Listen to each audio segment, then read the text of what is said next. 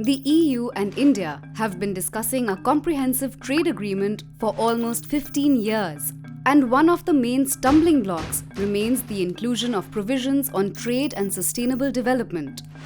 In the meantime, the political context is rapidly changing. The EU has launched its European Green Deal and a new trade strategy. In addition, the world is facing an increasing number of challenges that can only be resolved through international cooperation. And at the heart of these challenges often lies the food system and animal welfare. Improving animal welfare will play a crucial role in building back more sustainable and resilient societies.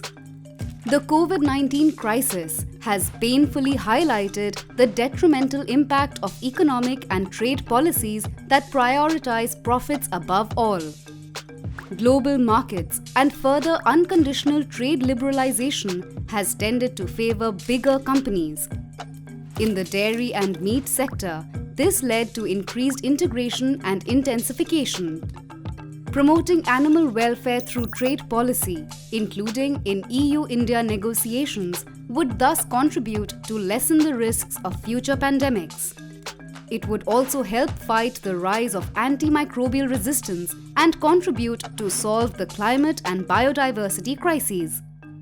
What about animal welfare in India and in the EU? India has a long history addressing animal welfare, with its constitution mandating all citizens to have compassion for living creatures and its anti-cruelty law dating back to 1960. Yet, there is a lack of regulation of the rearing of farmed animals and concerns about enforcement. Over the past decades, India has become one of the global leaders in the production of hen eggs, buffalo, goat and cow milks, as well as buffalo, goat, sheep and chicken meats. 78% of Indian citizens consider the government should make stronger laws so that animals used for food are not tortured. The EU has a history of caring too, including a recognition of animal sentience in its treaties a decade ago. But it's also one of the biggest players on the agri-food market. The EU describes itself as a leader on animal welfare and has several legislation in place, but for the past decade, no progress has been made. With the EU Farm to Fork strategy and the coming revision of EU animal welfare standards, progress are finally in sight. In 2019, 1 out of 7 EU citizens said they wanted animal welfare to be an EU priority. What could the EU and India do? They could cooperate on sectors like broiler chickens and laying hens. Why? Because of the importance of these sectors for both partners. Both could also discuss dairy cows and cattle.